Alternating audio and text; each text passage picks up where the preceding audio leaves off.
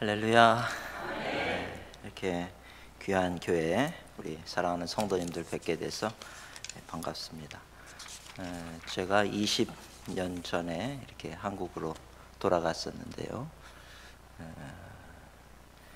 제 소망, 제 마음 가운데는 참 이쪽 워싱턴에 오는 게 두려웠어요. 설교시킬까 봐.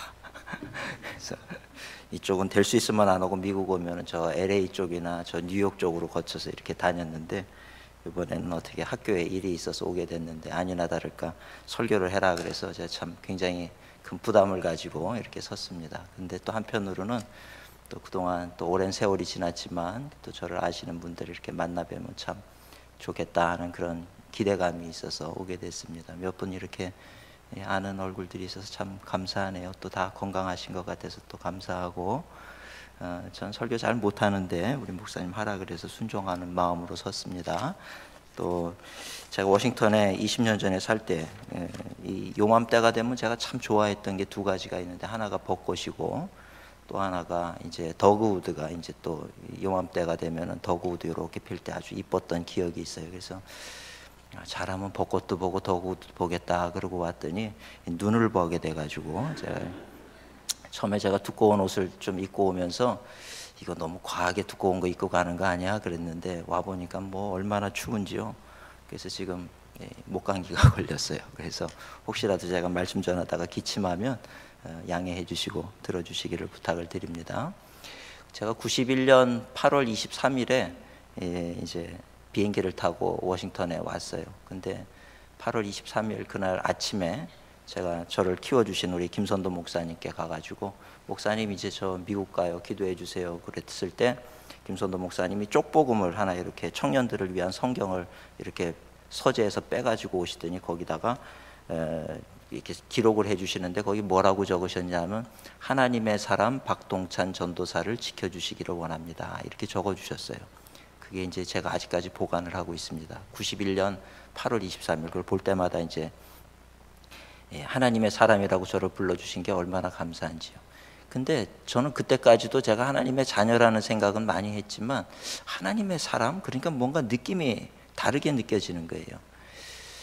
근데 오늘 이렇게 제가 뭐 거의 20년이 지난 이 시점에서 하나님의 사람 말씀을 요구를 하셨을 때, 하나님의 사람 이 말씀 붙잡고 제가 20여 년 넘도록 이렇게 저를 지켜오는 데 있어서 큰 힘이 됐던 말씀이었기 때문에 오늘 이 말씀을 나누면 좋겠다 이런 생각을 하게 됐습니다. 오늘 여러분들은 여러분 스스로가 하나님의 사람이라고 하는 그런 정체성을 잃어버리지 마시기를 주님의 이름으로 축복합니다. 옆 사람에게 한번 인사 한번 해보실까요? 나는 당신은 하나님의 사람입니다.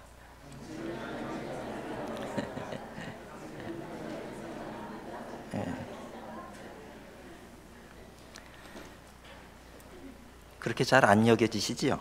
무슨 내가 하나님의, 당신이 이렇게 말은 내가 하지만 이게 앞만 봐도 하나님의 사람 같지 않고 그렇게 여겨질지 모르겠어요. 그런데 우리의 생각과 상관없이 우리가 하나님의 사람인 것이 맞다라고 하는 것을 제가 지난 이 세월 동안 또 목회를 하면서 이렇게 경험을 하게 되는 그런 부분입니다. 분명히 여러분들은 하나님의 사람들인 줄로 믿습니다. 우리가 하나님의 사람이라고 하는 것은 내가 이 세상에 속한 존재가 아니라 하나님께 속한 존재다 이런 의미가 있죠. 그래서 우리가 살아가는 방식도 다릅니다. 하나님의 사람이 살아가는 방식의 첫 번째는 바로 믿음으로 사는 거예요. 근데 우리는 때로 이 믿음이라는 얘기를 교회에서 굉장히 많이 하지만, 그러나 믿음이 뭔지 모를 때가 참 많이 있습니다. 그저 할 수 있다 생각하고 두 주먹 불끈 쥐면 그걸 믿음이라고 생각할 때가 있어요. 그건 자기 신념일 뿐이죠. 그건 믿음이 아닙니다. 근데 그럼에도 불구하고 오늘 우리는 교회에서 늘 믿음 생활, 믿음이라는 말을 많이 하기도 하고 이제 그러는 것을 보게 되죠. 어느 순간인가 생각을 해봤어요. 예수님은 어디에 관심이 있으실까 생각을 해봤더니 역시 믿음에 관심이 있으시더라고요. 그래서 성경을 보면 예수님께서 제자들을 책망할 때도 뭘 보고 책망했냐면 믿음이 없으면 책망을 했어요. 제자들이 아니라 이방인이라 할지라도 믿음이 있으면 칭찬을 하셨더라는 거죠. 누가복음에 보면 예수님께서 말씀하시는 것이 인자가 올 때의 세상에서 믿음을 보겠느냐, 우리 끝까지 믿음을 지킨다라고 하는 것이 참 중요하다는 것입니다. 우리 옛말에 반짝인다고 다 금이 아니라는 얘기가 있죠.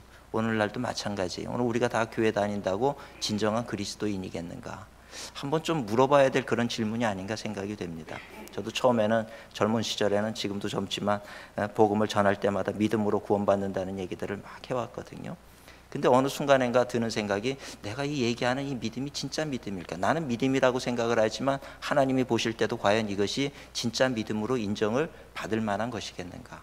그런 생각을 하게 됐어요. 사실은 제가 어느 순간인가 그 장례식장에서 장례식을 하는데, 그 이제 돌아가시는 분들이 주로 이제 우리 성도님들의 아버님이나 어머님이나 이런 분들이시거든요. 평생 동안 신앙생활을 안 하던 분들이 이제 돌아가시기 전에 병상에서 세례를 받고 그렇게 이제 돌아가시는 분들이 많이 계시죠. 여느 때와 마찬가지로 저는 잘 모르는 분이지만 돌아가시기 얼마 전에 그렇게 병상에서 세례를 받고 그렇게 돌아가셨다, 이 얘기를 듣고서는 뭐 그렇게 신앙을 고백하셨으면 그럼 뭐 구원 받으셨죠. 그래서 이제 장례식 설교를 하면서 이분이 구원 받았습니다. 그러니까 유족들도 너무 괴로워하지 마시고 마음 편하게 드시고 그렇게 하나님 앞에 감사하면서 사십시오, 이렇게 설교를 했어요. 설교하는 중에 제 마음속에 갑자기 이렇게 불현듯이 떠오르는 생각이 있었어요. 그건 뭐냐면, 과연 이 사람이 진짜 구원을 받았겠나? 그러면서 동시에 드는 생각이, 네가 구원받았는지 어떻게 알고 그런 얘기를 하느냐? 이제 이 얘기인데, 이게 저는 순간적으로 이게 내 생각일까 아니면 성령이 주는 생각일까, 그것이 아주 두려운 마음이 들었어요. 그래서 집에 와가지고 제가 그 밤에 한참 동안을 고민을 했죠. 하나님, 이런 마음을 주시는 이유가 무엇입니까? 정말 저 사람이 그렇게 믿음으로 고백을 하고 병상에서 세례를 받고 돌아가셨는데 과연 그분이 진짜 구원을 못 받은 겁니까? 이거를 씨름을 하고 기도를 했어요. 며칠간을 기도를 하는데 제 마음속에 하나님께서 그 기도에 응답을 주시는데, 그 말씀은 다른 게 아니라, 너희는 믿음을 얘기하지만 사실 그 믿음을 면죄부처럼 생각하고 사용할 때가 많다는 말씀을 주셨어요. 제가 그 말씀을 받는데 제 마음 한구석에 굉장히 불편하고 두려운 마음이 들더라는 것입니다. 여러분, 중세 때 면죄부가 뭔지 아시죠? 그 큰 베드로 성당을 짓기 위해서 뭐 이런 종이 쪼가리 같은 것들을 팔면서 이 면죄부 사야 구원받는다. 그러니까 어떻게 해서든지 아무리 바쁘고 아무리 가난하다 할지라도 집을 팔든지 돈을 팔아서라도 그 면죄부를 사놓으면 나는 구원받았다. 그렇게 어떤 구원의 확신들을 가지고 살았다는 것입니다. 근데 그것이 사실 그 면죄부로 인해서 구원받는 것이 아니죠. 그런 어떤 중세 카톨릭의 타락한 모습을 보면서 마틴 루터가 종교개혁을 하잖아요. 믿음으로 구원받는 것이지 면죄부로 구원받는 게 아니다. 이제 그러고 거기에 대해서 우리 개신교가 이렇게 나오게 됐는데, 갑자기 그 마음을 주시는 거예요. 오늘 우리는 믿음으로 구원받았다라고 얘기를 하고 그저 믿습니다를 얘기하고 믿음의 확신을 가져라. 당신 구원받았다는 확신을 가져라. 그럼 구원받는 것이다. 어떻게 보면은 막 이렇게 억지적으로 그렇게 우리에게 강요하는 그런 모습들을 보게 되죠. 그러고 났더니 제가 목회를 오래 했음에도 불구하고 과연 바른 믿음이라고 하는 게 도대체 무엇일까? 이 믿음, 정말 구원받을 만한 이 믿음이라고 하는 게 도대체 무엇일까? 이런 생각을 하게 되더라는 거예요. 그 이후로 계속해서 저에게 있어서 고민이 되는 부분은 바로 이 믿음을 어떻게 하면 잘 가르칠 것인가? 어떻게 하면 이 바른 믿음을 가지고 하나님을 기쁘시게 하는 그런 믿음의 사람들을 만들 것인가? 이것이 목회자의 사명이 되어야 된다, 이런 마음을 가지게 되었다는 것이지요. 오늘 우리가 정말 우리 여기 계신 우리 모든 성도님들이 나는 믿음이 좋아 이렇게 생각할지 모르지만, 중요한 것은 내가 마지막 날 하나님 앞에 섰을 때 하나님이 의외로 우리에게 하시는 말씀이 네 믿음 가짜였어, 그러면 어떻게 할까는 이 두려운 생각이 드는 거예요. 오늘 우리 사랑하는 성도님들, 정말 하나님 보시기에 칭찬받을 만한 그런 믿음들을 갖게 되시기를 주님의 이름으로 축원을 드립니다. 그래서 저는 오늘 첫 시간에 제가 나누고 싶은 말씀은, 우리 진정한 믿음, 이 믿음으로 세상을 이겨야 되는데 우리가 말하는 이 진정한 믿음이라고 하는 게 도대체 무엇일까? 이 세 가지를 잠시 말씀을 전하고 함께 은혜를 나누고자 합니다. 첫째로, 믿음이라고 하는 것은요, 살아계신 하나님을 철저히 신뢰하는 것입니다. 살아계신 하나님을 철저히 신뢰하는 거예요. 그 얘기는 이 하나님의 말씀도 우리가 철저히 신뢰해야 되겠죠. 이 세상에 우리가 인생을 살아갈 때 한 번밖에 우리에게 기회가 없어요. 그렇지 않아요? 근데 다 살고 나가지고 이거 내가 잘못 살았네, 이 길이 아니었나 보네, 그렇게 될 때 그 인생이 참 얼마나 비참해질까, 이런 생각을 한번 해봤습니다. 오늘 우리에게 주어져 있는 이 한 번의 인생을 잘 살려 그러면 다른 길이 없어요. 그렇게 잘 살 수 있는 길은 오직 진리를 추구하고 사는 길밖에는 없습니다. 근데 세상에 무엇이 진리입니까? 진리라고 하는 것은 다른 것이 아니죠. 이 세상의 진리는 하나님만이 진리이세요. 회전하는 그림자도 없으신 하나님이 진리시고 하나님의 말씀이 진리이고 이 말씀이 육신이 돼서 이 땅에 오신 예수님이 진리이시고 또 진리의 영이신 성령이 진리이신 거죠. 그러니까 이분을 따라 살아야 되는 거예요. 하나님의 말씀을 따라 살아야 되고 예수님의 삶을 본받아 살아야 되는 것이고 오늘 우리의 삶이 그래야 된다는 거예요. 이것이 바른 믿음이라고 하는 것입니다. 야고보서에서도 보면 너희가 하나님은 한 분인 줄 믿고 떠느냐? 귀신들도 그런다 그랬어요. 그러면서 야고보서에서 얘기하는 것은 행함이 없는 믿음은 죽은 믿음이다, 이런 얘기를 하는 거죠. 그러니까 오늘 우리의 삶에 행위로 증명이 돼야 되는데 그 행위라고 하는 것은 다른 것이 아니더라는 거예요. 예수님이 살아가신 모습, 왜 굳이 예수님은 말씀이 육신이 돼서 이 땅에 오셔서 살아가는 모습들을 우리에게 왜 보이셨을까? 그것은 너희 그리스도인들, 나를 따르는 그리스도인들이 삶을 살아갈 때 이렇게 살아야 된다는 것을 본을 보이신 거죠. 시청각 교육을 하기 위해서 이 땅에 이렇게 친히 오셨다는 거예요. 오늘 우리는 말씀을 보면 잘 이해가 안 되지만 그러나 이 말씀 속에 있는 예수님의 삶의 모습을 보면 아, 이렇게 살아야 되는 것이로구나. 스승으로서 제자들의 발을 씻기는 모습을 보면서 아, 이렇게 살아야 되는 것이로구나. 병든 자, 약한 자를 볼 때 그들을 위로해 주면서 그들의 손을 잡아주면서 문둥병자의 손을 잡아주는 그런 모습 속에서 아, 우리도 그렇게 살아야 되는 것이로구나.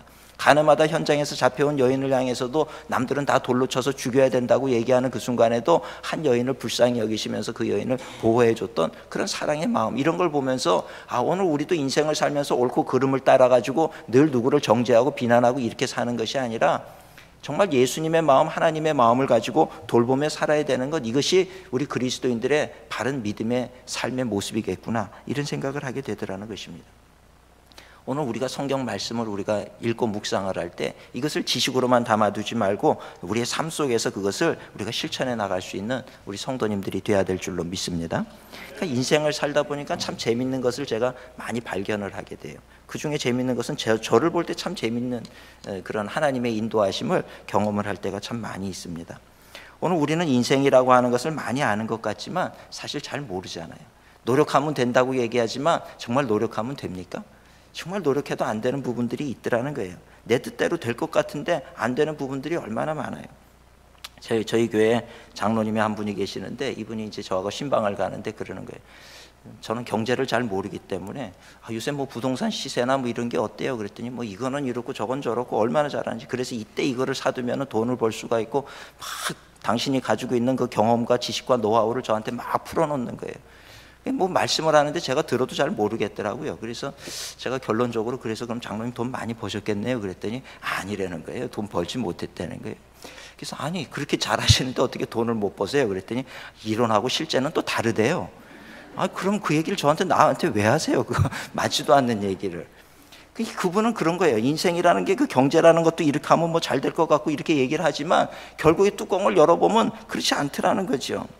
근데 정말 우리가 살면 그렇게 여겨지지요. 열심히 노력하면 될 것 같고 뭔가 그냥 열심히 정말 붙잡으면 뭔가 이루어질 것 같고 그런 마음 가지고 다 살잖아요. 근데 실제로 지나보면 그렇지 않다는 거예요. 내가 열심히 노력을 하고 운동을 한다고 해서 병이 안 걸리냐 하면 그렇지 않더라고요. 병 걸리더라는 거죠. 열심히 오래 살 것 같이 하고 뭐 정말 좋은 거 그렇게 좋은 것만 먹고 나쁘다 그러는 거는 철저하게 끊고 안 먹고, 어떤 분은 그 생식을 해야 오래 산다 그래가지고 아주 생쌀을 씹어 먹고 이렇게 오래 살려고 그런 분도 계시더라고요. 근데 이런 분들이 보니까 교통사고로 돌아가시더라는 거죠. 이게 뭐 인생이라는 게 내가 그렇게 살려고 애쓴다고 해서 그렇게 되는 게 아니더라는 거죠. 저도 좀 그런 제 인생을 돌아볼 때 그런 생각을 하게 될 때가 많이 있었어요. 저는 일반 대학을 나왔거든요. 그리고 감신대학원을 들어갔고, 제가 감신대학원을 들어갈 때 이미 저의 동기들은 목사가 된 사람도 있고 뭐 그랬어요. 들어가면서 제가 전도사 생활을 해서 저는 전도사 생활을 10년을 했거든요. 그러니까 주변에서 동료들이 얘기하는 거예요. 너 왜 그렇게 전도사 오래 하냐? 전도사가 그렇게 좋으냐? 남들은 벌써 다 목사 됐는데 왜 전도사 그렇게 오래 하고 있느냐? 늦었다 소리를 그렇게 들은 거예요. 뭐 이왕 늦은 건 뭐 어차피 나는 신학대학을 간 것도 아니고 일반 대학에서 신학대학원을 늦게 갔으니 이미 늦었는데 뭐 늦은 인생에서 늦게 출발해서 늦게 가는데 그게 정상이지 뭐 뭘 그렇게 또 그러나 싶은 마음으로 그저 뭐 늦어도 늦은 대로 그대로 내가 잘 사는 것이 중요하지, 이런 생각을 하고 살아왔단 말이죠. 그리고 이제 여기서 제가 우리 이제 이 워싱턴 감리교회에서 또 그 목사 과정을 다 밟고 해서 목사 안수를 받고 95년도에 그러니까 전도사 생활 10년을 청산을 하고 그리고 이제 한국에 들어갔어요. 그랬더니 이제 김선도 목사님이 저를 이렇게 세우시더니만 하시는 말씀이 오늘부터 우리 박동찬 목사가 광림교회 기획목사다. 광림교회는 기획목사가 수석이거든요. 기획목사다. 그러니까 박동찬 목사가 하는 얘기를 내 말로 듣고 다 따라라 그러는 거예요. 거기 부목사님들이 20명, 30명 가까이 되시고 전도사님들이 거의 100명 가까이 되는 그분들인데 제가 제일 젊었어요.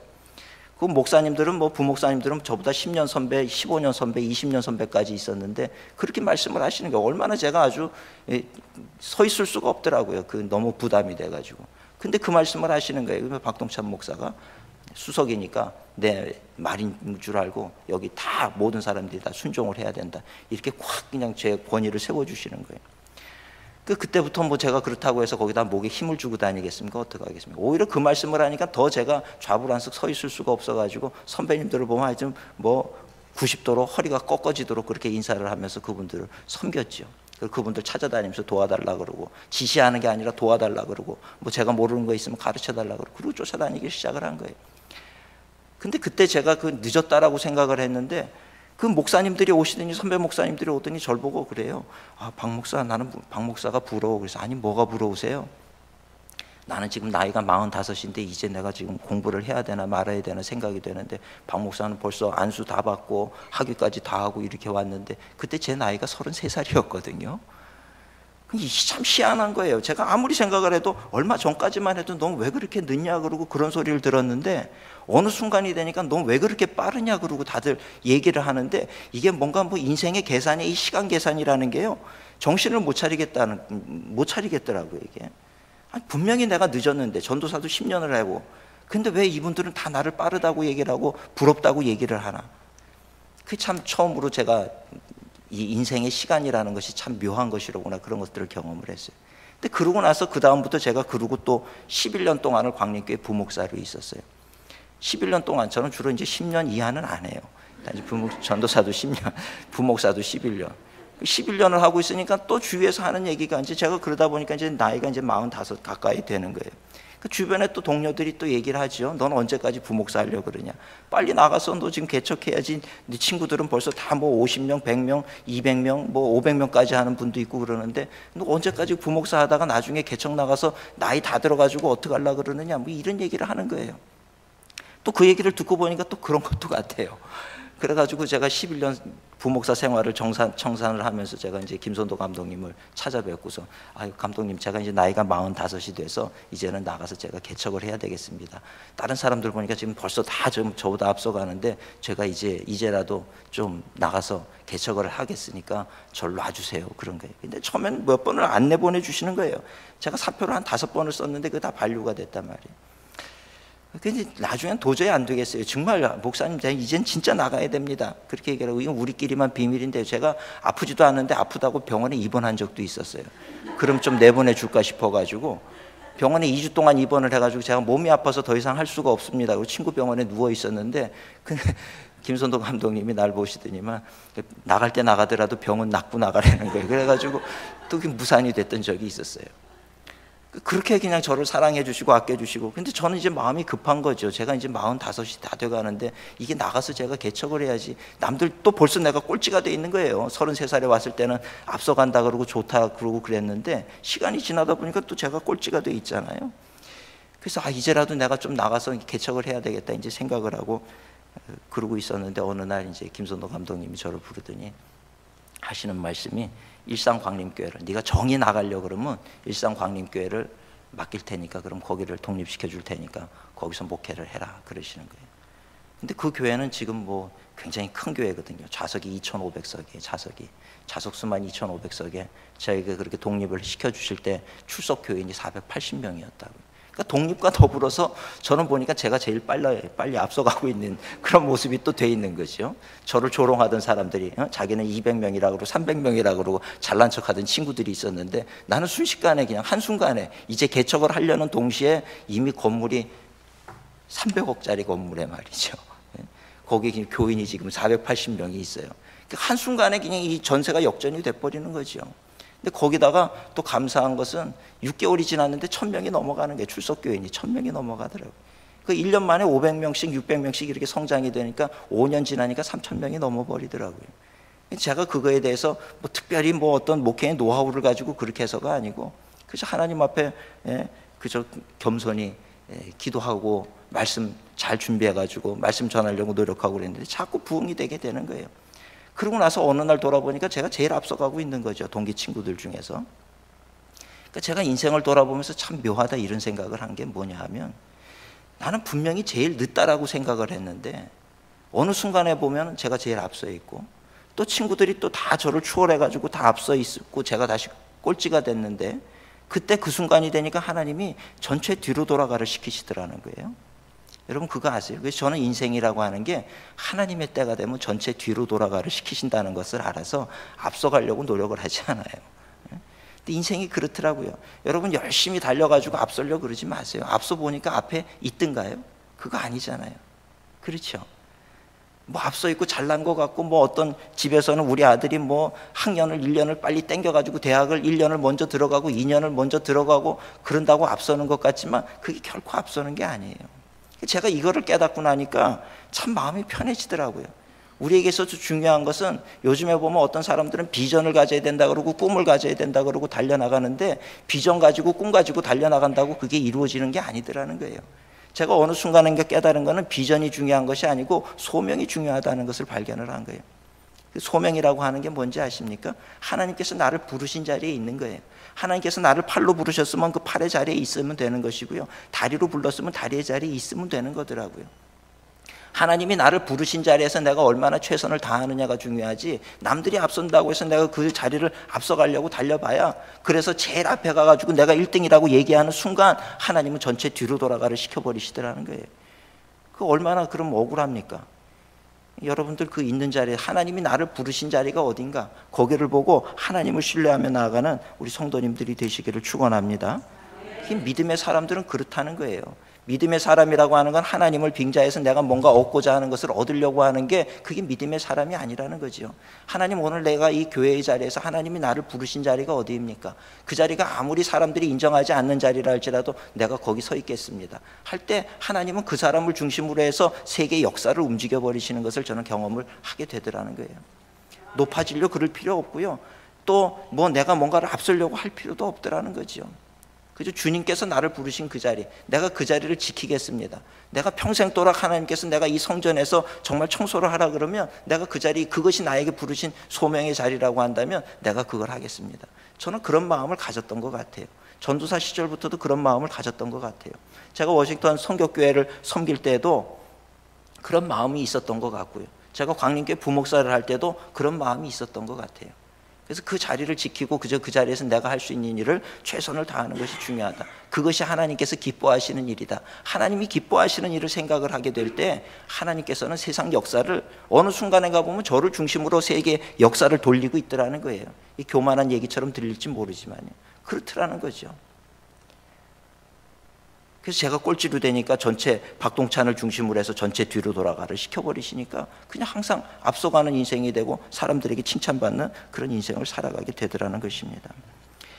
오늘 우리 뭐 미국 생활이라는 게 녹록치 않죠. 어렵고 또 힘들고 그런 일들도 있는 줄 압니다.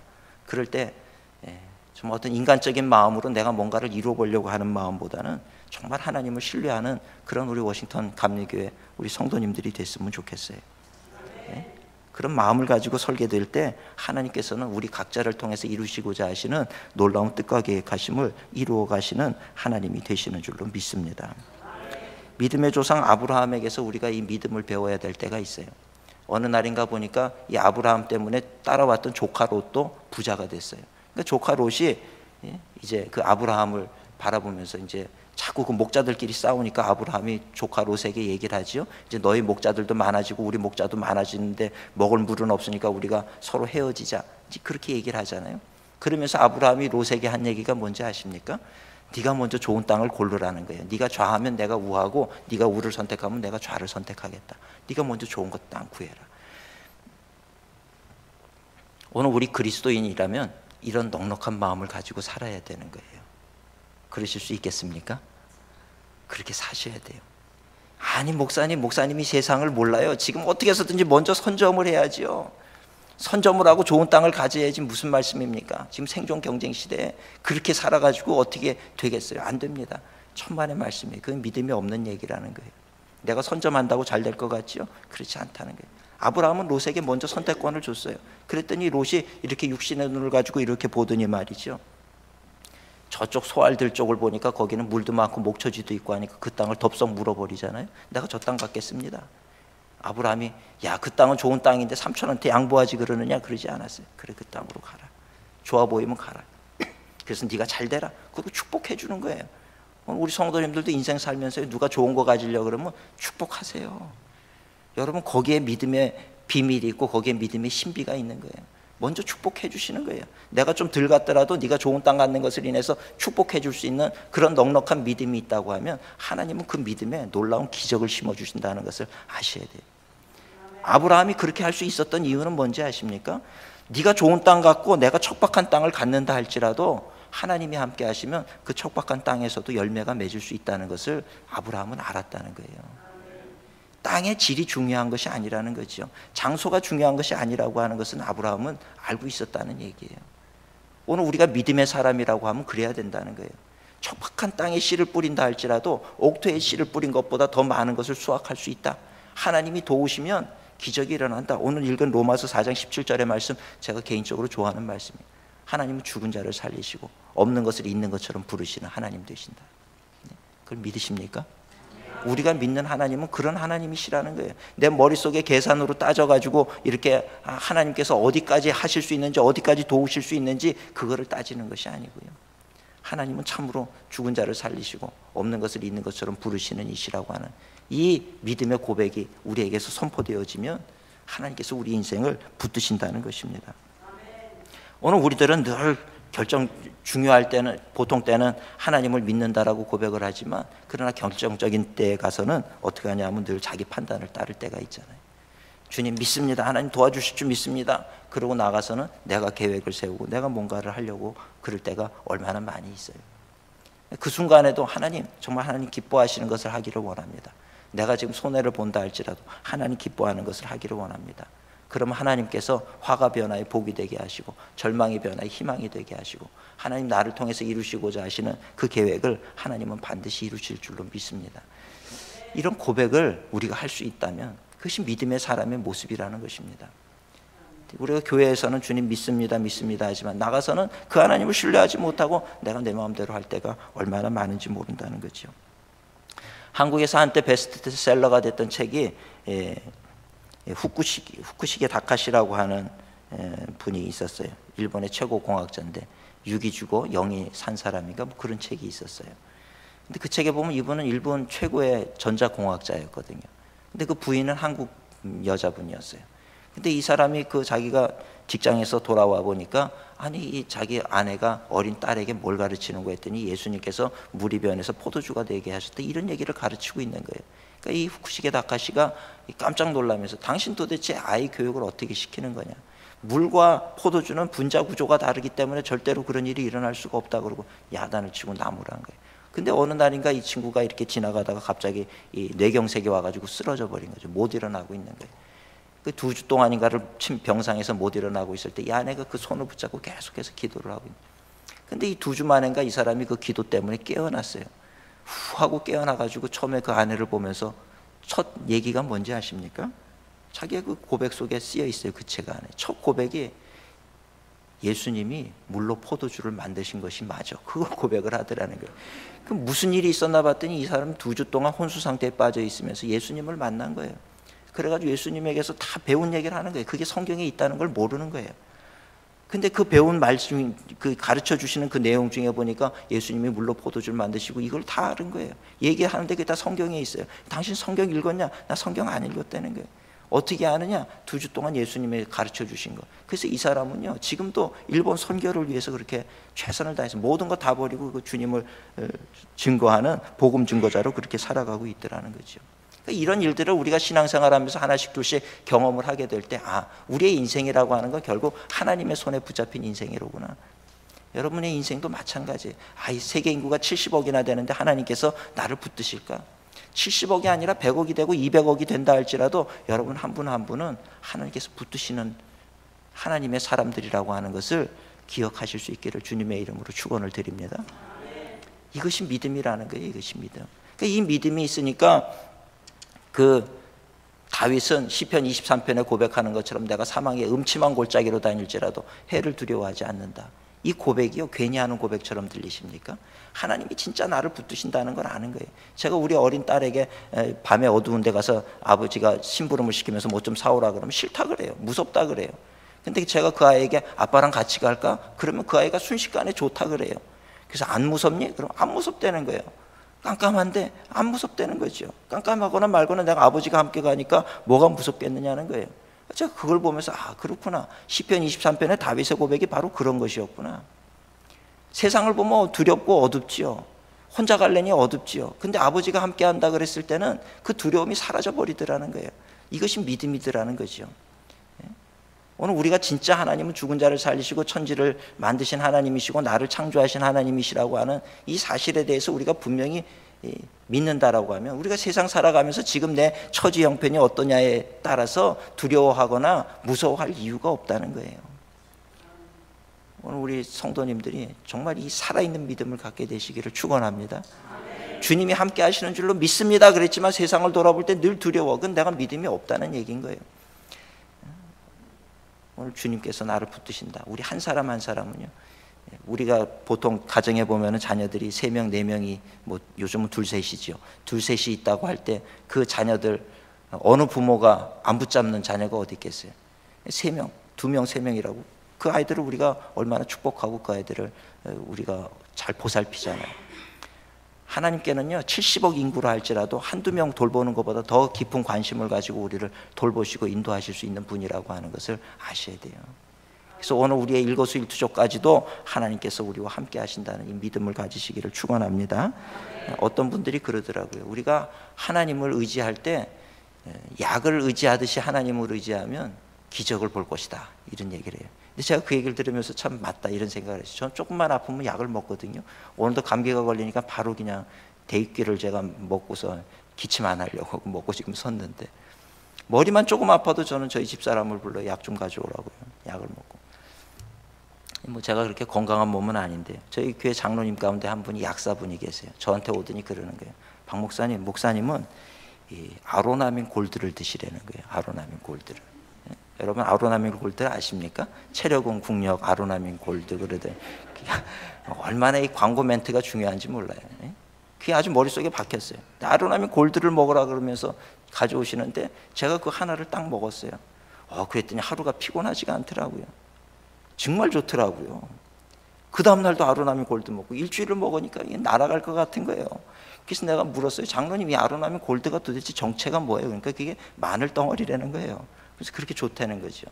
근데 아로나민 골드 먹으니까 뭐 어지럽고 뭐 옛날에 핑 돌고 이런 것도 없어져 버렸어요. 너무 감사하더라고요. 그래서 제가 그때부터는요 신방을 가도요 집사님 보면 집사님 아로나민 골드 드시라고. 조금 피곤한 분을 보면 아로나민 골드 드셔야 된다고. 아니 목사가 전도하는 게 아니고요 복음 전하는 게 아니고 아로나민 골드를 전하기를 시작을 한 거예요. 누구 좀 얼굴 색이 안 좋으면 아로나민 골드 좀 먹으라고. 어쩌면 그렇게 아로나민 골드 정말 상 줘야 돼 저한테. 얼마나 제가 그 아로나민 골드를 소개하고 다녔는지 몰라요. 아로나민 골드, 아로나민 골드. 근데 어느 날 아로나민 골드를 먹었는데 제가 핑 돌고 쓰러졌어요. 그래서 아니 이건 내가 먹었는데 왜 쓰러지나. 하나님 내가 이 아로나민 골드 오늘 아침에도 먹었는데 왜 이게 어지럽고 제가 의자에 앉았는데 못 일어나겠더라고요. 그때 제 마음속에 드는 생각이 이게 어리석은 인간아. 아로나민 골드가 너를 살리는 줄 아냐. 이 말씀을 주시는데 그렇지. 회개했어요. 정말 내가 약을 하나님보다 더 의지하고 이 늘 아로나민 골드 전도사가 돼가지고 이러고 다녔던 게 얼마나 부끄러운지 말이죠. 근데 오늘 마찬가지로요. 오늘 우리가 세상 살면서 하나님 얘기는 많이 하지만 실제로 우리가 의지하는 걸 보면 하나님 의지하지 않아요. 돈을 의지할 때가 있고 돈이 있어야 산다고 생각을 하잖아요. 또 어떤 사람을 의지할 때가 있고 약을 의지할 때가 있고 이거 끊어지면 나는 죽는다라고 생각하고 사는 사람들이 많더라는 거죠. 오늘 우리가 그저 죽더라도 하나님 의지하고 죽을 수 있으면 좋겠어요. 정말 그 믿음을 가질 수 있기를 주님의 이름으로 축원합니다.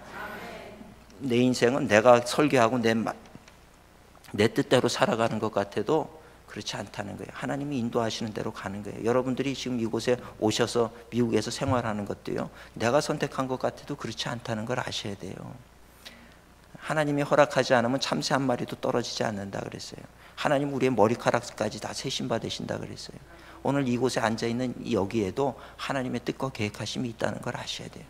그렇다고 그러면 내가 때로 어려운 날을 만나고 환난의 때를 만나고 풍파를 만난다 할지라도 거기에도 하나님의 뜻이 있다는 것을 아셔야 되는 거예요. 우리가 그것으로 인해서 좌절하고 절망하기보다는 그 안에 있는 하나님의 뜻을 발견하기 위해서 기도하고 하나님의 말씀을 볼 수 있는 그런 지혜로운 우리 성도님들이 되시기를 축원합니다. 그러니까 믿음이라고 하는 건 하나님을 이만큼 철저하게 신뢰하는 것이죠. 두 번째로는 하나님의 눈으로 세상을 보는 것이 믿음입니다. 오늘 우리는 세상을 볼 때 하나님의 눈으로 보지 않고 우리 인간의 눈으로 볼 때가 많이 있어요. 하나님의 눈이라고 하는 것은 바로 이 말씀을 의미하는 것이고, 인간의 눈이라고 하는 것은 바로 우리가 세상에서 배운 그 지식을 얘기하는 거죠. 그래서 우리는 늘 합리적인 것들을 우리가 선택을 할 때가 많아요. 근데 성경에 보면은 하나님이 역사하시는 방법은 합리적으로 역사하신 적이 단 한 번도 없다는 걸 아셔야 돼요. 홍해를 가를 때, 그 홍해를 건널 때 합리적인 생각은 뭐냐면 배를 만들어야 돼. 어디서든지 나무를 구해가지고 배를 만들어서 타고 건너는 게 합리적인 생각일 거예요. 근데 하나님은 그러지 않았어요. 모세를 보고 들어가서 갈라라. 모세가 들어가가지고 밤이 새도록 지팡이를 들고 팔을 벌치고 있으니까, 그러니까 밤새도록 동풍이 불어가지고 결국에는 어떻게 됩니까? 그 홍해가 갈라지더라는 거죠. 여리고성 무너뜨릴 때도 그래요. 하나님 그냥 무너뜨리시지. 그냥 한 번에 무너뜨리시지. 아니면 그 뭐 돌을 던지든지 해서 무너지라 그래야 되는데 그게 합리적인 거지요. 그냥 하나님은 어떻게 합니까? 하루에 한 바퀴씩 돌아라. 아니 도는 거랑 무너지는 게 무슨 상관이 있겠어요? 근데 우리는 늘 어떤 하나님의 방법을 생각할 때 합리적인 것을 따지기 때문에 하나님의 역사를 이루지 못할 때가 있다는 거예요. 그러니까 요한복음 11장에도 보면 죽은 나사로가 죽었을 때 예수님이 가셔가지고 그 돌문을 치워라. 사람들이 뭐라 그럽니까? 아, 이건 말이 안 돼요. 이미 죽어서 나흘이 돼서 시체 썩는 냄새가 납니다. 그랬을 때 예수님이 하신 말씀은요, 너희가 믿으면 하나님의 영광을 볼 것이다 그랬어요. 오늘 우리의 믿음이라고 하는 것은 우리의 이성과 지식과 경험을 뛰어넘는 게 믿음이라는 걸 아셔야 돼요. 납득이 되는 것은 납득하는 것이고 이해하는 것이지 그걸 믿음이라고 얘기하지 않아요. 믿음은 하나님이 천지를 말씀으로 창조하셨다는 것을 믿는 거예요. 납득 안 되지요. 그러나 그건 믿음이에요. 오늘 하나님은 죽은 자를 살리신다. 이거 어떻게 납득이 되겠어요? 그러나 그것을 믿는 거지요. 이것이 믿음이라는 거예요. 내가 모르고 내가 받아들일 수 없다 할지라도 나는 하나님께서 말씀하셨으니 내가 하나님을 믿습니다. 그 말씀을 믿습니다. 이게 믿음이라는 거죠. 우리 인간의 지식이라고 하는 것은요, 요 간장종지만한 거예요. 여기에 태평양물을 다 못 담아요. 그렇죠? 근데 오늘 사람들은 인간의 교만이라는 게 뭐냐면 내 지혜가 이 간장종지만하면서도 태평양물을 다 담을 수 있다라고 생각을 하는 거예요. 안 담겨지면 그것은 아니라고 거부해버리는 것이 인간의 교만이더라는 것이죠. 우리가 하나님의 뜻을 다 알 수가 없어요. 하나님께서 섭리하신 것을 다 알지도 못해요. 그 욥이 고백하지 않습니까? 왜 나에게 이런 고난이 와야 됩니까? 그러고 물었을 때 하나님께서 마지막에 그 욥에게 답변을 주신 것은 네가 얘기해주면 알겠느냐? 그 얘기를 하시는 거예요. 왜 나에게 이런 고난이 닥쳤습니까? 했을 때 왜냐하면 이렇게 하나님은 말씀하지 않으시더라는 거예요. 그 대신에 내가 얘기해주면 네가 이해는 할 수 있겠느냐? 내가 이 땅에 기초를 놓을 때 어떻게 놨는지 네가 알겠느냐? 뭐 알 수가 어떻게 알겠습니까? 모르는 거죠. 오늘 우리 인간은 겸손하게 하나님의 말씀을 그저 믿음으로 받아들여야 되는 거예요. 하나님 하시는 일에 대해서 우리가 합리적인 것을 따질 것이 아니고 하나님이 하시면 능치 못함이 없다라고 하는 것을 고백할 수 있는 우리들이 돼야 된다는 것입니다. 민수기 14장에 보면 12명의 정탐꾼을 보내잖아요. 12명의 정탐꾼을 보냈을 때 10명의 정탐꾼은 보고 와서 그 땅이 좋은 땅 맞아요. 그런데 보니까 그 땅에는 이미 거민들이 살고 있는데 다 거인들이에요. 그들이 볼 때 우리 메뚜기 같을 거예요. 우린 거기 들어가면 살기는커녕 그들에게 맞아 죽을 겁니다. 안 됩니다. 이 얘기를 하는 거죠. 근데 여호수아와 갈렙은 아닙니다. 그 땅 맞습니다. 좋은 땅입니다. 그 사람들이 있지만 그들은 우리의 밥입니다. 어떻게 똑같은 상황을 보면서 그렇게 보고가 달라질 수 있느냐는 거예요. 근데 참 놀라운 것은 이 10명의 정탐꾼들은 부정적인 얘기를 했고 2명의 정탐꾼은 믿음으로 고백을 했다는 거죠. 근데 오늘날 제가 목회를 하다 보면은 어떤 무슨 일에 대해서 얘기를 할 때 보면 부정적인 사람이 긍정적인 사람보다 많더라는 거예요. 합리적인 것을 추구하는 경우가 많이 있다는 거죠. 그 보고를 했을 때 이스라엘 백성들은 그 보고를 들으면서 어떻게 들었냐 하면 여호수아와 갈렙이 우리를 죽이려고 생각한다 생각을 하고 오히려 여호수아와 갈렙을 돌을 던져가지고 죽이려고 했다는 거예요. 하나님은 그 모습을 바른 판단으로 보지 않았다는 거죠. 슬퍼하셨다는 거예요. 너희가 하나님을 믿지 않는구나. 정말 그 땅에 얼마나 큰 거민이 있다 할지라도 하나님이 그 사람들을 다스리지 못할 그런 존재로 너희들이 생각하느냐, 이 말이죠. 오늘 우리는 어떤 큰 문제 앞에 부닥치게 되면은 그 문제는 하나님도 해결하지 못한다고 생각할 때가 있어요. 이것은 믿음이 아니라는 거예요. 오늘 우리 성도님들은 뭐 어떤 처지 형편이 있는지, 어떤 어려운 문제가 있는지 저는 그걸 알지 못하지만, 어떤 문제라 할지라도 하나님이 함께 하시면 능치 못함이 없다라고 하는 것을 분명히 믿을 수 있기를 주님의 이름으로 축원합니다. 합리적인 것을 추구하는 한 절대 기적이라고 하는 건 일어나지 않아요. 왜냐하면 내가 합리적인 걸 추구했으니까 합리적으로 내가 계산했던 그런 결과를 얻을 수밖에 없겠죠. 기적은 그렇게 일어나는 것이 아니더라는 거예요. 그래서 어려운 문제가 있을 때 하나님 앞에 엎드려서 기도하게 되면 하나님께서 도우시는 놀라운 은혜를 우리는 보게 된다는 것입니다. 오늘 우리가 그래서 요즘의 사람들은 세상의 눈이나 환경을 보고 하나님의 말씀을 평가할 때가 많이 있죠. 목사님, 만약에 정말 하나님이 원하신 거라고 하면 왜 이렇게 어려운 문제가 자꾸 터지겠어요? 이걸 보시면은 하나님께서 이걸 원하지 않는다는 걸 모르시겠습니까? 이렇게 얘기를 해요. 그러니까 우리는 항상 하나님의 말씀을 볼 때 이 말씀을 가지고 세상을 봐야 되는데, 세상 돌아가는 환경을 보고 하나님의 말씀이 맞았는지 틀렸는지를 점검해 본다는 얘기예요. 오늘 우리가 기도하면서 하나님께서 하게 하시는 것 같습니다. 그랬을 때도 아니요, 그렇게 하면 망합니다, 어려워집니다, 안 됩니다, 그런 얘기들을 하는 거죠. 그러나 하나님의 역사는 그렇게 일어나는 것이 아니라는 것을 오늘 우리들은 알아야 되는 거예요. 출애굽할 때 보세요. 출애굽할 때 출애굽해가지고 떠나왔는데 그 앞에 홍해 바다가 가로막고 있지 않습니까? 그러면 출애굽하는 게 하나님의 뜻입니까, 아닙니까? 아니라고 얘기할 수 있겠죠. 많은 사람들이 그랬어요. 이스라엘 백성들이 하나님, 이게 하나님 뜻 아니라는 거예요. 모세, 당신이 우리를 끌어내서 이 광야에서 우리를 죽게 하려고 그러느냐, 이러고 모세를 향해서 대들었단 말이지요. 근데 출애굽은 하나님의 뜻이었어요. 하나님의 뜻임에도 불구하고 홍해가 가로막혔죠. 그거 건너고 났더니 먹을 게 없어요. 광야예요. 얼마나 어려움이 있습니까? 우리를 왜 이렇게 광야에서 고생을 시키느냐? 다시 돌아가자. 애굽에는 먹을 게 많다. 그럼 그렇게 고생하고 그랬기 때문에 출애굽이 하나님의 뜻이 아닙니까? 아니지요. 출애굽이 하나님의 뜻이지요. 가나안 또 들어가려고 할 때 요단강이 가로막고 있었어요. 왜 그렇게 위기들이 많아요? 그러면 출애굽은 하나님의 뜻이 아니라고 봐야 되는 거예요. 우리가 가지고 있는 이런 일상적인 우리의 자세로 볼 때는. 그러나 분명한 것은 출애굽은 하나님의 뜻이었다는 거예요. 그리고 그 뜻을 이루는데 많은 위기가 오고 역경이 왔지만 그것들을 다 넘어서고 이겨나가는 것을 통해 가지고 하나님의 기적의 역사, 또 하나님께서 약속하신 유업을 이어받게 되더라는 것을 성경은 우리들에게 증거해 주고 있다는 것입니다. 오늘 우리 성도님들이 내 이 좁은 생각이나 편견들을 다 잘 내려놓을 수 있는 우리 성도님들이 되시기를 축원합니다. 제가 광인교회 청년부를 맡았던 적이 있었어요. 근데 이 청년 애들이 얼마나 웃기는지, 제가 한 100명 정도 되는 이 아이들을 맡았는데 이 녀석들 도대체가 그냥 저하고 커뮤니케이션이 안 되는 거예요. 제가 가가지고 좀 얘기를 하려고 그러면 먼저 유령 취급을 하고, 내가 얘기를 해도 대꾸를 안 해주는 거예요. 저는 왕따가 뭔지 얘네들한테 배웠어요. 왕따를 당해서 애들이 왜 죽는지를 알겠더라고요. 제가 죽고 싶은 마음이 들 정도로 그렇게 왕따를 시키고 무슨 얘기를 하면 들어주지도 않고. 그게 뭐 제가 속이 상해가지고 압구정동 광림교회에서 이제 기획 목사하면서 청년부를 맡았었는데, 엎드려가지고 제가 그렇게 이제 기도를 새벽에 엎드려서 기도를 하게 되더라고요. 걔네들을 생각하면 답답한 마음에, 하나님 얘네들 어떻게 해요, 어떻게 해요. 6개월이 지나가지고 이제 겨울 수련회를 맞이하게 됐는데, 겨울 수련회 때 갔더니 한 100여 명이 이렇게 모여가지고 와가지고 하는데, 캠프파이어 이제 마지막 시간에 제가 설교를 하는데 잘 듣지도 않더라고요. 마지막 시간에 캠프파이어를 하는데, 저 때는 그랬거든요. 캠프파이어 하면 뭐 종이에다가 죄를 적어가지고 그걸 태우면서 내가 다시는 이렇게 살지 말아야지 뭐 결단도 하고 그러잖아요. 캠프파이어가 다 불이 붙으니까요. 갑자기 이 녀석들이 뭐 주섬주섬 하더니 생닭을 50마리를 꺼내가지고요. 난 보다 처음 봤어요. 생닭 50마리를 강촌에서 말이죠, 강원도에서 이 꼬챙이로 이렇게 꽂아가지고 2인 1조가 돼가지고 그 불에다가 이걸 붓고 앉아 있는 거예요. 여러분 혹시 뭐 전 아주 충격이었어요. 아주 그게. 얘네들을 어떻게 가르쳐야 되나.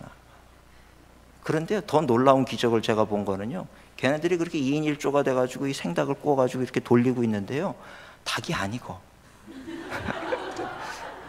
제가 그때 뭘 봤냐면 모세가 떨기나무에 불타는 걸 봤는데 그게 불이 붙지 않는다는 게 바로 이런 거였구나. 30분을 돌리는데 안 익는 거예요 이게. 그 다음에는요 더 놀라운 기적을 봤어요. 그게 뭐냐면 얘네들이요 안 익은 그 닭을 그냥 뜯어 먹더라고요.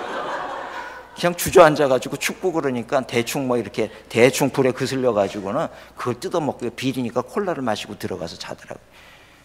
참 너무 놀라운 광경이었어요. 그러고 들어갔는데 나중에 남은 건 그 모닥불하고 저하고 둘만 남아가지고 보는데 너무 비참한 거예요. 이렇게 실패감과 이 패배감을 아주 그냥 몸소 체험을 했죠.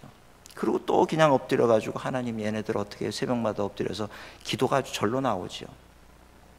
그러고는 이제 또 6개월이 지나가지고 여름 수련회가 돼가지고 제가 막 겁이 나는 거예요. 이번에는 무슨 대형 사고를 칠까 이게 겁이 나가지고 말이죠. 그리고 똑같은 장소를 간 거예요. 똑같은 장소, 강촌에 사랑의 집이라고 있는데 똑같은 장소를 갔죠.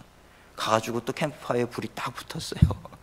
이제 걱정이 돼가지고 말이죠. 얘네들 또 무슨 가방 가지고 온 거 없나? 없어요. 근데 뭐 불이 붙었는데 그 다음 순서를 진행을 안 하고 자꾸 시계만 보고 있어가지고 얘네들이 왜 저러나 그랬어요. 근데 마침 저쪽에서부터 트럭이 한 대가 이렇게 들어오는데 트럭이 들어오는데요. 얘네들이 그 교회 앞에 있는 그 치킨집 사장님을 섭외를 해가지고요. 그래가지고 이 튀김통이랑 다 가져와가지고 아주 거기서 즉석 튀김을 해먹는 거예요. 벽에다가 축 세워놓더니 그 튀김을 다 튀겨가지고요. 확실히 실패를 통해서 배우는 게 많아요. 얘네들이 그걸 배워가지고서는 그러고 맛있게 이번에는 성공적으로 그 튀김을 잘 먹고는 그리고 라면 하나씩 들고 들어가서 자는 거예요. 제가 엎드려가지고 하나님 앞에 내가 얘네들을 어떻게 내가 목회를 합니까? 도저히 안 되겠습니다. 그리고 정말 하나님 나이 못해요. 그러고 있는데 어느 날인가 하나님께서 말씀을 주시는데 다시 믿음을 가르쳐라 이 말씀을 주시는 거예요. 내가 지금까지도 믿음 가르쳤는데 얘네들 무슨 믿음을 또 가르쳐요? 믿음을 가르쳐라. 그래서 믿음을 어떻게 가르쳐야 되나 이 생각을 하다가 하나님께서 아이디어를 주시더라고요. 믿음은 하나를 심으면 열을 거둔다는 것을 가르쳐 줘야 되겠다는 생각이 든 거예요. 그래서 그냥 토요일 날마다 우리 모임이 있는데 거기서 아이들에게 그랬어요. 야, 니네들 믿으면 역사한다는 거, 믿으면 하나님의 영광을 본다는 건 니들이 아냐? 그러니까 뭐 100명이 대꾸도 안 하고 가만히 이러고 저 또 목사가 오늘 무슨 소리를 하려고 저러나 그러고 나를 쳐다보고 있더라고요. 오늘부터 내가 1년 안에 너희들에게 기적을 보여주겠다 제가 그런 거예요. 기적을 보여준다니까 애들이 솔깃해가지고 이렇게 보더라고요. 무슨 기적인가 싶어가지고 니네들이 일단 기적을 보려고 그러면 힘든 게 있어야 돼. 회비를 10,000원씩 내. 이건 헌금이 아니라 회비인데 10,000원씩 내. 그 10,000원씩 걷어질 때 그 10,000원이 어떤 역할을 하는지를 내가 보여줄게. 그랬더니 막 반발하기를 시작을 하는 거예요. 아이들이 왜 돈을 그렇게 갈취를 하려고 그러느냐 그러고 반발을 하기를 시작을 하고 어떤 애는 와가지고 절 보고 자기는 지금 돈이 없어서 밥도 대학 다니면서 굶고 있는데 10,000원씩을 어떻게 내냐 그래서 내가 야 너 말 잘했다. 하나님은 네가 굶고 내는 돈을 더 기뻐하셔. 그러니까 기왕 굶는 거 2끼만 더 굶어라. 한 달에 2끼 굶는데 그게 뭐 대단하냐. 하나님의 영광을 위해서 네가 2끼를 굶어봐. 거기서 하나님께서 기적을 보여주실 거야. 그러니까 말없이 내는 거예요. 한 달이 지나니까 100만 원이 모이고요.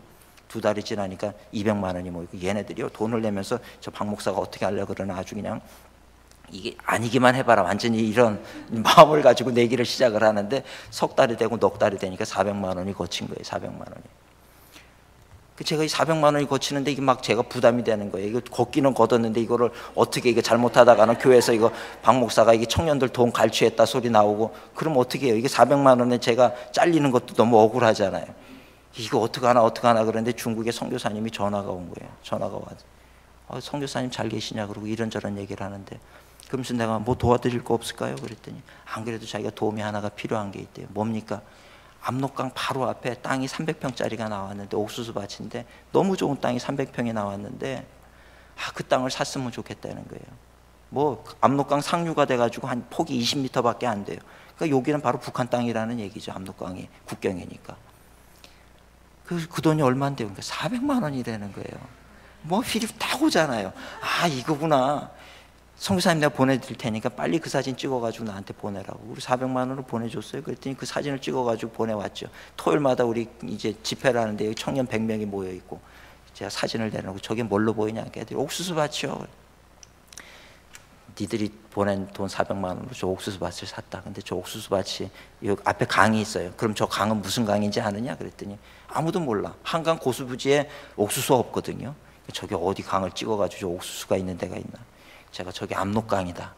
저기에 이제 땅을 샀는데 내년 이맘때가 되면 저 옥수수 밭이 변해서 하나님의 성전이 서는 걸 니네가 보게 될 것이다. 이것이 내가 너에게 말한 기적이다. 내가 그 얘기를 한 거예요. 그랬는데요, 놀라운 거는 저는 이제 인간적인 생각을 한 거예요. 1200만 원이면 이제 400만 원 했으니까 800만 원이면 교회를 하나를 질 수 있거든요. 벽돌로 짓는 거. 벽돌값만 있으면 다 지니까. 그래서 이제 그러면 1200만 원이면 저게 교회 하나 질 수 있겠구나. 그럼 아이들이 뭔가 보람을 느낄 수 있겠구나. 이 생각을 한 거였죠.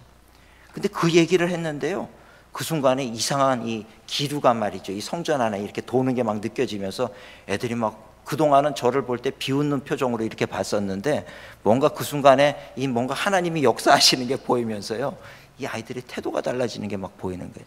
기도하자 그랬는데 기도가요 5분을 하면 못하던 아이들인데 1시간 2시간이 되는데 그 자리에서 기도하기 시작하는데 오순절 성령 마가 다락방에 성령 임하듯이요, 아이들이 그러고 기도하기 시작하는데 토요일날 매일 청년들 토요일마다 5시에 시작하면 7시면 끝났어요. 그날 5시 시작했는데 10시가 됐는데도 안 끝나는 거예요. 애들이 뭔가 이상한 바람이 부는 거죠. 그러더니 그 아이들이, 그렇게 불평하던 아이들이 10,000원씩 내던 아이가 10만 원을 내기를 시작하고요, 어떤 아이는 자기가 이대 가가지고 200만 원 장학금을 받아서 1등을 해가지고 200만 원을 여자아이가 가져온 거예요. 그러면서 180만 원, 20만 원은 11조를 띄고 180만 원을 가져와서 내서, 야, 너 이거 학비해야지, 이거 왜 가져와? 그러니까 원래 자기가 머리가 나빠서 1등을 할 수 없는 애라는 거예요. 이거는 하나님이 여기 하라고 1등을 만들어 주신 거지 자기는 1등을 할 수가 없는 애래요. 참 얼마나 기특한지 몰라요. 그러면서 180만 원을 가져오고요, 보너스 받으면요 가져와. 그래서 야, 이게 보너스인데 이렇게 큰 돈 가져오면 어떻게? 원래 보너스 안 나오는 달이라는 거예요. 그러면서 가져오기를 시작을 하고 이러는데, 저는 100명이니까 10,000원씩 내면 1년 지나면 1200만 원이 거칠 걸 생각을 한 거예요. 인간적인 생각을 한 거죠. 근데 하나님의 계획은 다르더라고요. 제가 그 일을 시작을 했을 때 하나님께서는 다른 계획을 가지고 계시더라고요. 첫 해에 거친 돈이요 3,500만 원이 거쳤어요. 그래가지고 그걸 가지고 중국 압록강변에다 교회를 4개를 세웠어요. 4개를 세워가지고 갈 사람 그랬더니 50명이, 반이 따라 나오는 거예요. 50명이. 그 50명이 다 갔죠. 성전에 가가지고 엎드려 기도할 때마다, 목사님 이거 진짜 우리가 지은 교회예요? 진짜 우리가 지은 교회예요? 4교회를 다 그렇게 다니면서 말이죠. 이 놀라운 역사가 일어난 거예요. 이 애들 마지막에 백두산에 올라갔는데, 백두산에 7월 말에 올라갔는데 안개가 끼니까 얼마나 추운지 견딜 수가 없는 거예요. 근데 거기에 가가지고 전 내렸다가 너무 추워가지고 다시 버스로 올라탔어요. 그래서 야, 너희 내릴 수가 없겠다, 너무 춥다. 그러는데요, 제일 1학년짜리, 대학교 1학년짜리 막내가, 목사님 그래도 잠깐 기도라도 해요. 그래서 자기가 내리더니 안개가 껴가지고 아무것도 안 보여요. 저희가 천지라 그러는데 천지는 무슨 천지예요? 안개가 가득히 꼈는데 하나도 안 보이는 거예요. 근데 거기에 이 녀석이 무릎을 꿇더니요, 이러고 손을 들고 막 기도를 하고 있어요. 그걸 보더니 선배들이요, 이걸 보고 다 하나 둘 둘씩 남자애 여자애 할 것 없이 서가지고 일렬로 쭉 서가지고 무릎을 꿇고 앉아가지고요, 거기서 그렇게 손을 들고 기도를 하는데, 제가 그걸 보면서 하나님, 얘들이 진짜 생각 뜯어먹던 개들이 맞나요? 이런 기도를 했다니까요. 어떻게 1년 전에 생각 뜯어먹던 애들이, 그리고 북한 땅을 바라보면서, 중국 땅을 바라보면서 천지에서 무릎을 꿇고요, 한참을 기도를 했어요. 한참을. 지금 막 너무 감격이 돼가지고 제가 그걸 보면서 아주 눈물이 날 정도로 이렇게 감격이 된 거죠.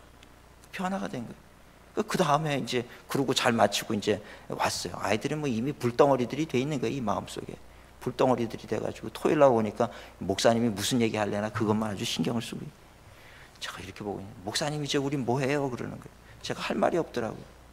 글쎄, 나 좀 기다려보자. 하나님께 기도 좀 해보고. 그리고 이제 새벽마다 엎드려가지고 하나님 뭐 해요? 뭐 해요? 뭐 해요?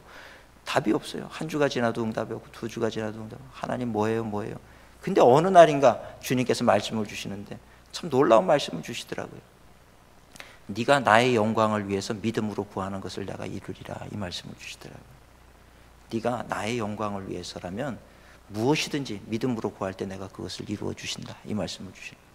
그래서 제가 토요일날 청년들 앞에 서가지고 기도하다가 내가 이런 말씀을 받았다. 하나님께서 당신의 영광을 위해서, 우리가 우리의 욕심이 아니라 당신의 영광을 위해서 믿음으로 구하면 하나님께서 이루어 주신다 그러더라. 그랬더니 아이들이, 그러면 뭐 하실 건데요? 그래. 그래서 제가 뭐 특별히 생각나는 건 없더라고요. 그래서 우리 교회 100개 짓자 그런 거예요. 그랬더니 그 순간에는 또 싸늘해지는 거야, 아이들이. 이 인간적인 생각과 영적인 생각이 왔다 갔다 하는 거죠. 인간적으로 생각을 하면요, 1년에 2개씩 교회만 세워도 50년이 걸려요. 100개면. 그럼 자기네 할아버지 돼 있을 때 그때 뭐 그때까지 우리가 이걸 해야 되나, 이제 이런 생각이겠죠. 그래서 제가 그 생각을 간파를 했어요. 어쨌거나 하나님이 하시는 일이니까 어떻게 될지 몰라. 그러니까 우리 맡기고 한번 해보자. 뭐 안 되면 그만이고 도전을 해서 나쁠 거 없지 않냐, 해보자. 이거 하기로 한 거예요. 2번째 해에요, 교회를 8개를 세웠어요. 3번째 해에요, 15개를 세웠어요. 불과 4년 만에 31개를 세웠어요. 31개를. 동남아시아, 아프리카, 탄자니아까지 해가지고. 나중에 3번째 해에는요, 아이들이 10,000원씩 내는 게 1억이 됐어요. 1억이. 그 교회 돈 하나도 없이. 그 아이들이 어떻게 가져오는지, 얘네들이 불덩어리가 되니까요, 목사님 내가 결혼 자금이라고 1,000만 원 모아놓은 거 내가 먼저 하나님 앞에 드리겠다는 거예요. 하나님 성전 세우는 것부터 하고 싶다 그러고 1,000만 원 가지고. 제가 청년들을 이렇게 다 조별로, 팀별로 나눠가지고 그 청년들로 하여금 한 나라씩을 품어라. 그 나라를 위해서 기도하고 그래라. 그러니까 무슨 뭐 구제사역팀은 뭐 태국을 맡고 뭐 이렇게 해가지고, 다 장애우 사역팀은 뭐 인도네시아를 맡고, 거기 선교사님들이랑 연결을 해라. 다 연결을 했어요. 기도하고 뭐 도와드릴까요? 이러다가 우리가 교회 져드릴까요? 뭐 선교사님들이 아주 거기 현지인들 많이 세워놨는데 교회가 없어서 난리인데 하나 세워주면 현지인한테 맡기면 얼마나 좋겠어요. 막 그런 일들이 되니까 자기들끼리 돈 모아가지고 보내기 시작을 하는데요, 불과 4년밖에 안 됐는데 31개 교회가 세워진 거예요. 막 기적이 일어나는데 이 아이들이 개안수술, 자기들도 선교 안 나가는 동안에는 동전 모으기를 해가지고 개안수술을 해가지고 30명의 노인들 눈 이거 볼 수 있게 개안수술을 해주고, 달동네에 뭐 김장김치 가져가서 날르고 해가지고, 보니까 얘네들이 보통 귀한 애들이 아닌 거예요.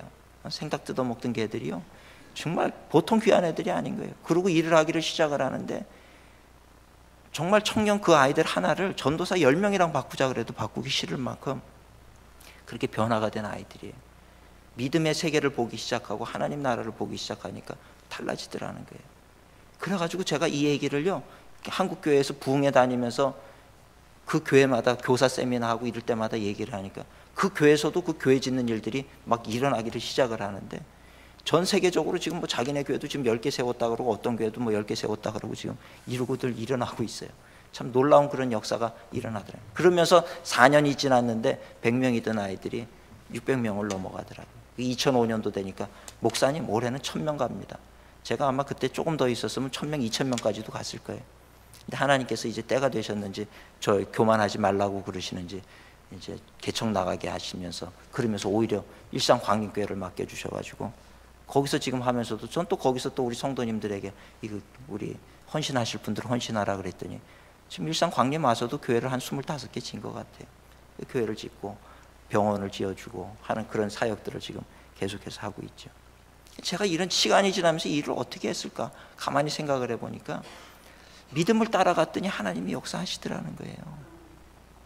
여러분, 내 생각 따르지 마시고요, 믿음을 따라가세요. 저는 지금도 어떤 위기가 오면 하나님께서 이거를 통해서 뭘 이루시려고 할까, 이거를 생각을 해요. 제가 지금 여기 와 있는데 지금 한국에서 지금 뭐 전화가 오고 난리가 났어요. 저희가 그동안 주차장 앞에 밭이 있는데 그 밭을 주차장으로 썼는데 이제 그거 다 몰수해 가겠다는 거예요. 어떻게 보면 큰일 났죠. 그럼 당장 우리 주차장 없어지는데 어떻게 하겠습니까? 근데 제 마음 가운데는 평안이 있어요. 이걸 통해서 하나님께서 뭔가 또 일하시고자 하는 것이 있겠구나, 이런 생각을 하는 거죠. 그 만약에 주차장이 다 없어진다 그러면 어떻게 될 것인가? 그럼 뭐 교회 줄까봐, 뭐 교인 줄까봐 걱정이 되기도 하겠죠. 제 마음속에 그런 걱정은 없어요. 이걸 통해서 뭔가 하나님께서 다루시고자 하는 일이 있으시면 다루실 것이고, 이것을 통해서 또 이루시고자 하시는 일이 있으면 이루실 것이다, 이런 마음의 확신이 있으니까 두렵거나 조급한 마음이 사라지더라는 거예요. 오늘 우리가 항상 무엇을 볼 때 인간적인 눈으로, 세상적인 눈으로 보지 마시고 하나님이 뭘 하시고 계시는지 믿음의 눈으로 그 문제 배후에서 역사하시는 하나님을 볼 수 있는 우리 성도님들이 되시기를 주님의 이름으로 축원을 드립니다. 그래서 결론적으로 우리 성도님들, 믿음은요 끝까지 포기하지 않는 게 믿음이에요. 우리 성도님들 어떤 일이 있더라도 끝까지 포기하지 마시기를 축원합니다. 하나님이 우리를 사랑하신다는 걸 믿으십니까? 진짜 믿으세요? 하나님이 날 사랑하신다. 얼마큼 사랑하는지 아세요? 제가 스바냐 3장 17절 말씀을 참 좋아하는데요, 이 스바냐 3장 17절 말씀 한번 보실까요?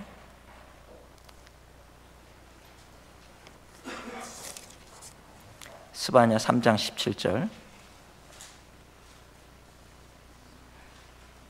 구약 1309페이지. 우리 스바냐 3장 17절 말씀 우리 함께 봉독하시겠습니다. 3장 17절 시작. 너의 하나님 여호와가 너희 가운데에 계시니 그는 구원을 베푸실 전능자시라. 그가 너로 말미암아 기쁨을 이기지 못하시며 너를 잠잠히 사랑하시며 너로 말미암아 즐거이 부르며 기뻐하시리라 하니라. 아멘. 오늘 보세요. 우리 하나님이 우리 가운데 계시는데 그는 구원을 베푸실 전능자시에요. 전능하신 하나님이시죠. 근데 그가 너로 말미암아 기쁨을 이기지 못하신다. 기쁨을 이기지 못한다는 게 무슨 말인지 아십니까?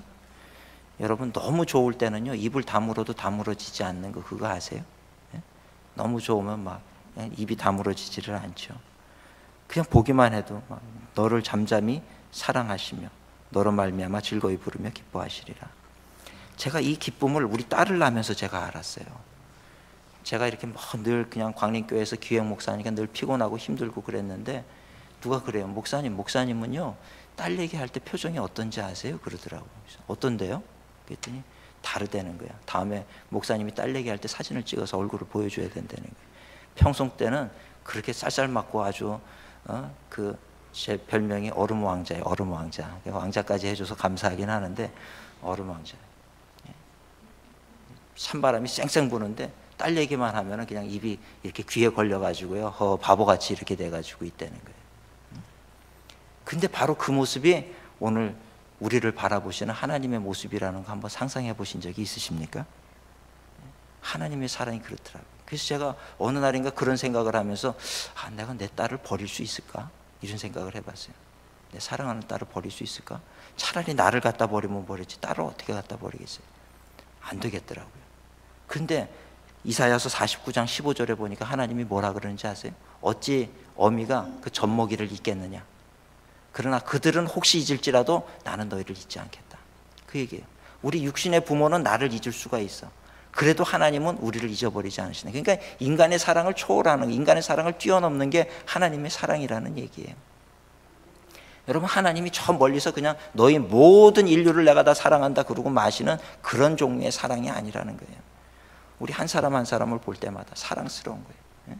그래서 입을 다무실 수가 없어. 저같이 못난 사람도 그렇게 사랑할까요?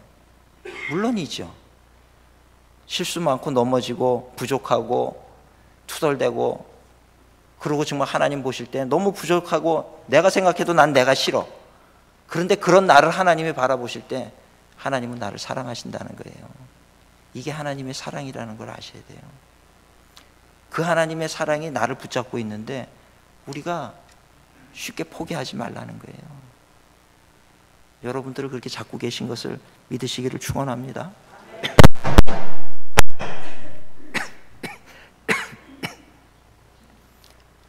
그 하나님의 사랑을 우리가 기억하면 결코 우리는 인생을 살면서 포기하지 않는 삶을 살 수 있을 것 같아요. 오늘 우리 성도님들 하나님을 철저히 신뢰하시는 우리 성도님들 되시길 축원합니다. 그리고 항상 무엇을 볼 때 거기에는 하나님의 뜻이 있다는 것을 생각하시고 하나님의 눈으로 보세요. 지금 내가 어렵다고 해도 그것을 가지고 불평하고 하나님 어떻게 이럴 수가 있습니까? 이러지 마시고요. 하나님 이 안에 담겨있는 하나님의 뜻이 무엇입니까? 그리고 그걸 찾으세요. 결코 하나님은 우리를 사랑하시는 하나님은 우리를 죽게 하지 않으세요. 오늘 그 믿음을 가지시고 우리가 정말 이 미국 땅에 우리를 옮기신데도 하나님의 분명한 뜻과 계획하심이 있으실 거예요. 저는 그렇게 믿습니다. 그러니 이곳에서 하나님 기뻐하시는 뜻이 무엇일까? 그 일을 이루시고 하나님 앞에 영광 돌리는 그런 우리 모든 워싱턴 감리교회 모든 성도님들이 되시기를 주님의 이름으로 축원합니다. 할렐루야. 우리 이 시간에 한번 우리 말씀 생각하면서 한번 하나님 앞에 조용히 한번 기도하면 좋겠어요. 하나님 내가 믿노라 했지만 하나님을 믿지 못했던 거 용서해 달라고 우리 한번 기도하시고요. 그리고 하나님 내가 지금 이런 어려운 문제 있는데 이걸로 불평했던 거 용서해 달라고 기도하시고 이제는 나의 눈 속에 믿음의 눈을 담아 주셔서 현실 벌어지는 거를 그걸 현실로 받아들이지 않고 그 배후에서 역사하시는 하나님을 우리의 현실로 받아들이게 해주시옵소서. 이렇게 기도하세요. 또 자녀들 지금 어렵고 힘든 상황이 있으시지요? 그런 거 볼 때도 저 자녀들 저거 어떡하나 이렇게 보지 마시고 하나님의 손길이 우리의 자녀들 이렇게 붙들고 계신 것을 믿음의 눈으로 보시기를 바랍니다. 그래서 하나님 도와주실 줄 믿습니다. 하나님께서 이루신 합력해서 선이 되게 하실 줄 믿습니다. 우리 이런 고백으로 하나님 앞에 감사의 고백을 올려드리면 좋을 것 같아요. 우리 잠깐 기도하시고 제가 마무리 기도하겠습니다. 통성으로 기도합니다. 할렐루야. 사랑과 은혜가 충만하신 아버지 하나님 감사합니다. 오늘 하나님 이곳에서 우리 워싱턴 감리교회 사랑하는 성도님들과 함께 믿음에 대해서 말씀을 나누었습니다. 우리 모든 믿음의 사람들로 설 수 있도록 하나님 은혜와 축복을 더하여 주시옵시고 저희 한 사람 한 사람을 주님 붙들어 주시옵소서. 우리의 손을 붙들고 계시는 하나님이신 줄로 믿습니다. 우리의 손을 붙들고 계시는 하나님이신 줄 믿습니다. 주여 아버지 하나님 붙드시옵소서. 할렐루야 할렐루야. 아버지 하나님 붙들어 주시옵소서. 하나님의 기적의 역사가 임하는 것을 보게 하여 주시옵소서. 하나님 우리 현실의 눈을 바라보는 것으로 불평하고 원망했던 우리들의 죄와 허물을 주님 용서하여 주옵시고 하나님 지키실 줄 믿습니다. 주님 축복하실 줄 믿습니다. 하나님의 뜻이 이루어지게 하여 주시옵소서. 하나님의 뜻이 이루어지게 하여 주시옵소서. 하나님의 뜻이 이루어지게 하여 주시옵소서. 우리의 불순종함 용서하여 주옵시고 하나님 온전히 순종하는 마음으로 주님 앞에 영광 돌리는 저희 모두가 되게 하여 주시옵소서. 주님 축복합니다. 주님 축복합니다. 할렐루야 할렐루야. 아버지 감사합니다. 부족한 종 세워주셨는데 하나님 이번 집회를 통해서 하나님의 사랑을 더욱더 깊이 알고 깊이 체험하고 주님 앞에 영광 돌리는 우리 모두가 되게 하여 주시옵소서. 주님 임재하여 주시옵소서. 감사합니다. 영광을 받아 주시옵소서. 사랑의 하나님 은혜 감사합니다. 오늘 우리 집회 첫날에 부족한 종이 믿음을 전하였습니다. 바라기는 우리 워싱턴 감리교회 모든 성도님들 지금까지 내 힘으로 살아온 것이 아니고 하나님께서 우리를 붙드시고 인도해 오신 것 알게 하여 주옵시고 그래서 하나님 내가 있는 이 자리에서 주님 앞에 감사와 찬송으로 영광 돌리는 우리 모든 성도님들이 되게 하여 주시옵소서. 하나님께서 우리를 놓으셨다고 생각되는 그 순간에도 하나님은 결코 우리를 한순간도 놓으신 적이 없음을 알게 하여 주옵시고 지금 어렵고 힘든 상황이 있다 할지라도 하나님 믿음의 눈으로 하나님 역사하고 계신 것을 보게 하여 주옵시고 그래서 하나님 척박한 땅에서도 하나님 열매를 맺게 하시는 그 놀라운 하나님의 기적을 경험하며 살아가는 우리 모든 성도님들이 되게 하여 주시옵소서. 이번 집회를 통하여서 부족한 종이 말씀을 전할 때마다 하나님 생명이 살아나는 역사가 있게 하여 주옵시고 하나님의 은혜가 우리에게 부어지는 놀라운 역사가 있게 하여 주시옵시고 하나님 우리가 다시 한번 믿음 가운데 바로 설 수 있는 그런 우리 성도님들이 되게 하여 주시옵소서. 우리는 다 부족한 자들입니다. 죄인들의 괴수들입니다. 하나님 우리가 누구를 판단하고 또 정죄하지 않게 하여 주옵시고 정말 주님의 은혜 안에서 감사와 찬송으로 주님 앞에 영광 돌리며 살아갈 수 있는 우리 모두가 되게 하여 주시옵소서. 시간마다 성령으로 기름 부어 주실 줄로 믿습니다. 너희 두세 사람이 내 이름으로 모인 곳에 나도 함께 하겠다고 말씀하셨는데 주님 집회의 자리마다 함께 하시는 주님을 바라보게 하여 주옵시고 그래서 더욱더 감사함으로 믿음으로 주님 앞에 기도하고 은혜를 체험하는 우리 모두가 되게 하여 주시옵소서.